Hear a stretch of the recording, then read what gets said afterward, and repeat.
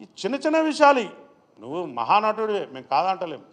కానీ నువ్వు మా డిపార్ట్మెంట్ మీద వ్యక్తిగతంగా పోలీస్ అధికారులు నాకు చెప్పలేదు, నన్ను పిలవలేదు, నేను చెప్తే వెళ్ళిపోయేటోడిని.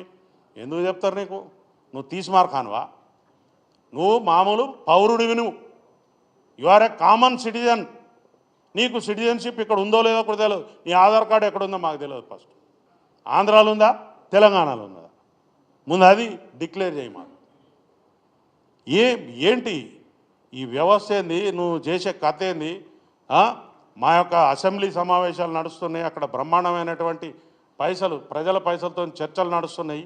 నీ రామాయణమేంద్రా బాబు మాది ఇక్కడ?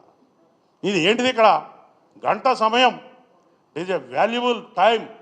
ఒక నిమిషానికి 2 లక్షలు 3 లక్షలు ఖర్చు అవుతాయి. గంట సమయం పోయింది మా అసెంబ్లీ. ఏమంటావు? అసలు నీ గురించి మేమెందుకు ఇక్కడ బాధపడాలి?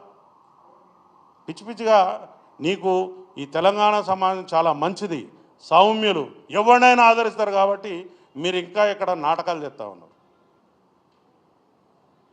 కాబట్టి నేను ఒక మంచి సందేశాన్ని, ఒక సున్నితంగా మిమ్మల్ని హెచ్చరించడం కోసమే నేను ఇక్కడ వచ్చిన. మా యొక్క కుటుంబాలు 1,30,000 మంది పోలీస్ ఆఫీసర్స్, వాళ్ళ ఫ్యామిలీస్ ఒక్కసారి అడ్డం తిరిగితే ఏం జరుగుతుందో మీకు తెలియదు.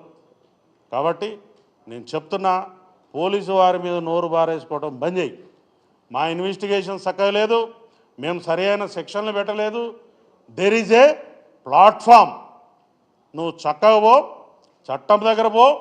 వీళ్ళు సరి అయినటువంటి నా మీద అభియోగాలు పెట్టలేదు కాబట్టి దాన్ని రద్దు చేయించుకో. రద్దు చేయించుకున్న తర్వాత నీకు ఇంకా బాగా కసి కోపం ఉంటే వారి మీద డిఫేమేషన్ సూటి. కానీ అడ్డదిడ్డంగా పోలీస్ అధికారుల జోలికి వస్తే మాత్రం ఇందాక నేను చెప్పినట్టు కట్ అయిపోతాయి, రీల్స్ కట్ అవుతాయి. సీదా చెప్తున్నా, రీల్స్ కట్ అవుతాయి. ఇన్ని రోజులు మేము వేచి చూసినాం.